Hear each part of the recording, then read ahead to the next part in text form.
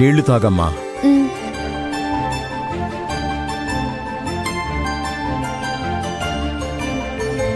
ఇప్పుడు చెప్పండి నాన్న. ఏం లేదమ్మా, నీకో మంచి సంబంధం చూశాం. అబ్బాయి చాలా మంచివాడు.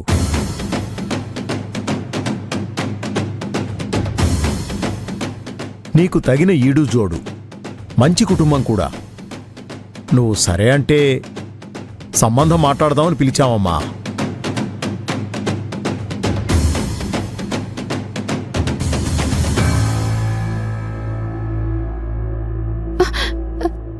ఏంటి నాన్న మీరు అర్జెంట్ అంటే?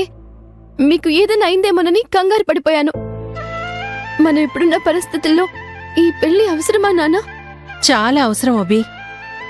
నీకు అసలు విషయం చెప్పలేదు మీ నాన్న.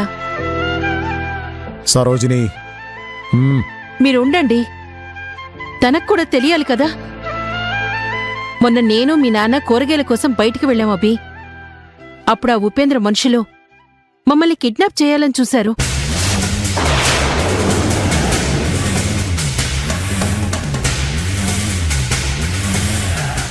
అప్పుడే సమయానికి గౌతమ్ అనే అబ్బాయి వచ్చి కాపాడాడు.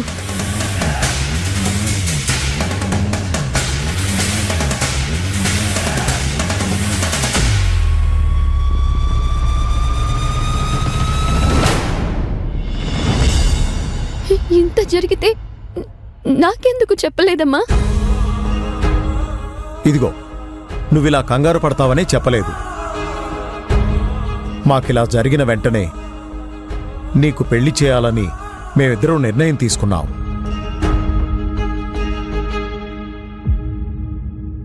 మనం ఈ సమస్య నుండి బయటపడాలంటే నీ పెళ్ళొక్కటే మార్గమమ్మా.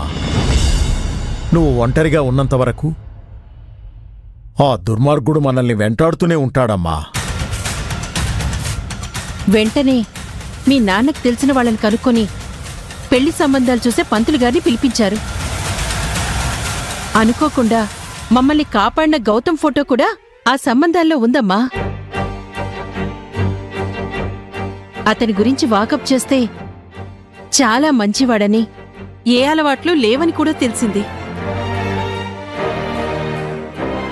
నిజానికి మమ్మల్ని కాపాడినప్పుడే అతని మాట తీరు, సహాయ గుణం అది చూసే ఆ అబ్బాయి మీద మాకు మంచి అభిప్రాయం ఏర్పడిందమ్మా. విధిలిఖితం అన్నట్టు అదే సంబంధం కూడా ఎదురవడం నీ మంచికే అనిపిస్తోందమ్మా. అందుకే ఆ అబ్బాయికి ఫోన్ చేసి వెంటనే మాట్లాడాను కూడా. అతను నిన్నొకసారి కలవాలంటున్నాడు అభి.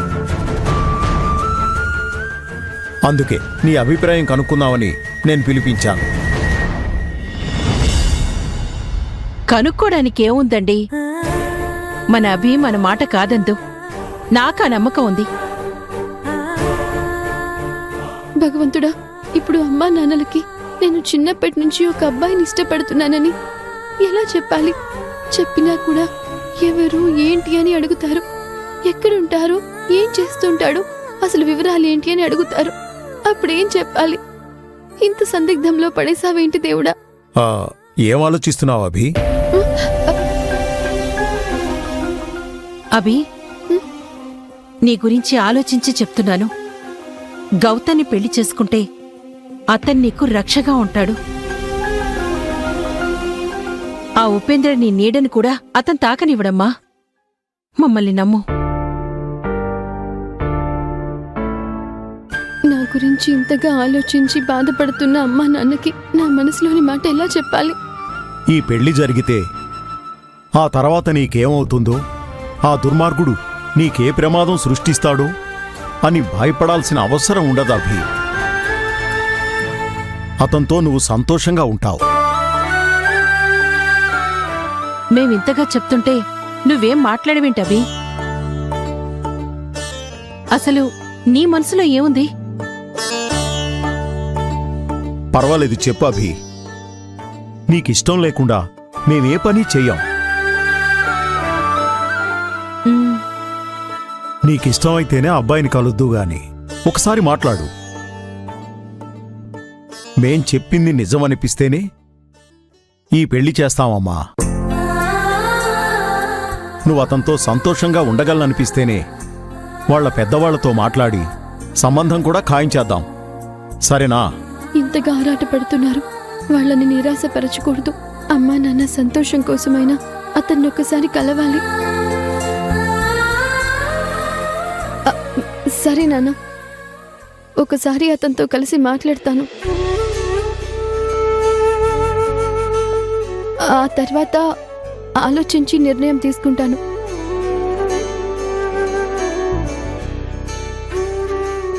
నువ్వు మా మాట కాదనవని నాకు తెలుసు అభి. నీకంతా మంచి జరుగుతుంది.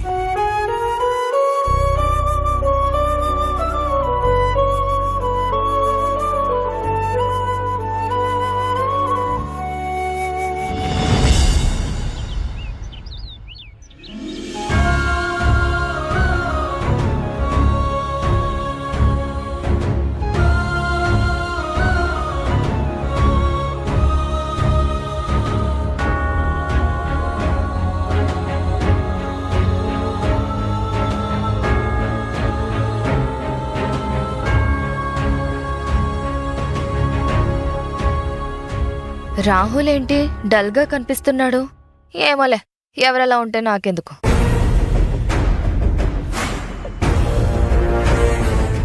లేదు లేదు, ఆస్తి నా సొంతం చేసుకోవాలంటే నేనందరితో మంచిగా ఉండాలి. రాహుల్ని కూడా నా గ్రిప్పులో పెట్టుకుంటే రేపు ఆస్తి విషయంలో ఏ గొడవ చేయకుండా ఉంటాడు.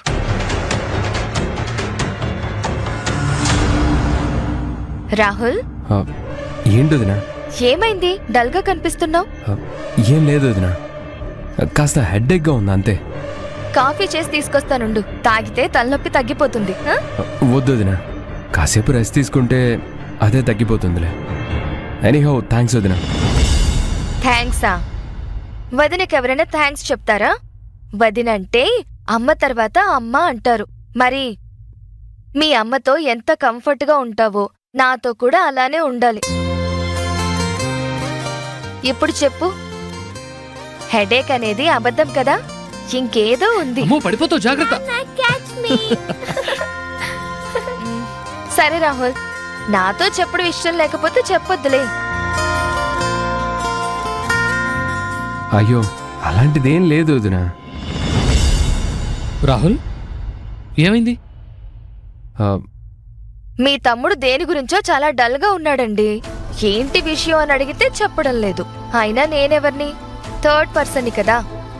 మీరైనా అడగండి, మీకైనా చెప్తాడేమో. అలా ఎందుకంటావు వదినా? నువ్వు కూడా మా ఫ్యామిలీ మెంబర్వే కదా. మీ వదన చెప్పటం కాదులే గాని నీ ఫేస్లో డల్నెస్ కనిపిస్తోందిరా. ఏమైంది? వర్క్ ప్రెషరా? బాబాయ్, అమ్మకు నాన్నకు చెప్పడం ఇష్టం లేకపోతే నాకు సీక్రెట్గా చెప్పు. అమ్మో,